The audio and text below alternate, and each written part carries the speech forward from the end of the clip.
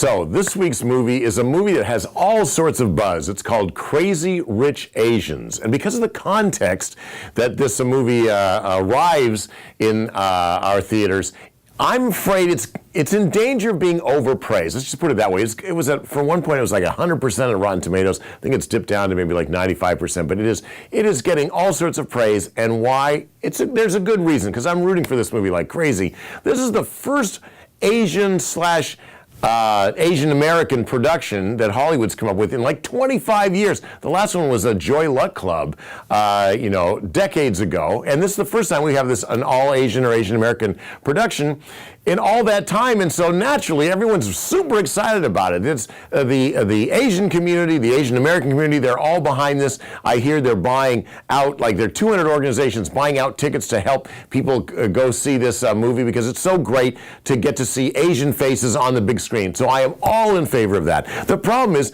the sociological or socio-political context of this movie is such that it might override some of the truths about this movie. First off, it's a romantic comedy, but it's not some great artistic achievement. Basically what this proves is that Asians can make silly, glitzy, big budget rom-coms, or not even big budget rom-coms, just like their white counterparts. It's no great artistic achievement. It's a cultural achievement, and that might be good enough for most people to see, but I think we ought to kind of, pump the brakes a bit. In fact, I think it's almost condescending to sort of say, well, okay, we have to praise this movie because of, who made it. And I think we don't need to. The best way to think about this movie is it's a guilty pleasure. And sure, yeah, I'm a little guilty about it, but it is also, pleasure is to be had. So, what's the story? Well, first off, it's set in Singapore for the most part. The story is that these two people in New York, she's an NYU professor of economics, no less, has been dating this guy from Singapore, and apparently she knows nothing about him, because when he invites her after a year to come back to his hometown of Singapore for a friend's wedding, she says, well, okay, and has no idea that he's rich as Midas. For some reason, it never came up in all these, these months of dating that he is a superstar rich guy, and instead, the first time she finds out about it is, wow, we're flying first class? I never knew. We can't afford this. Not only are they flying first class, they are flying in a bedroom suite on the plane in first class. So this is like super, super, super rich. Then we get to Singapore. I didn't know this until this movie came out, so I'll give it some credit for that.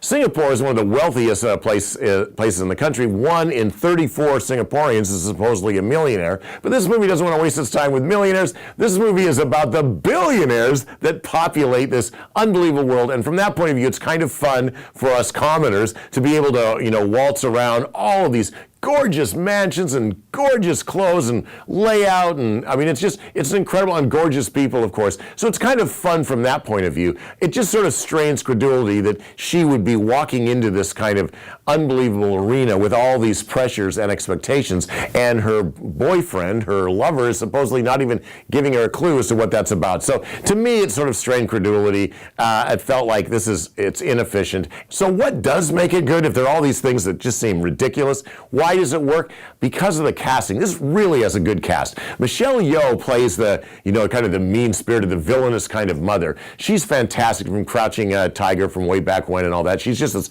classic actress who plays the mother perfectly. But the real reason to see this movie, in terms of the casting, is Constance Wu. Now, I know she's the star of the sitcom Fresh Off the Boat. I don't watch much TV, so I'd never seen her before. She was a real discovery for me. She's fantastic, because what she does is she has to play both worlds. She is not only, somebody who, sort of picked herself up by her own bootstraps in the character of the movie. She's raised by a single mom and has kind of a hard life, so she's relatable in that way, but she's also like pretty enough and can be made glamorous enough to fit in with all the jet setters. So she bridges both worlds really nicely.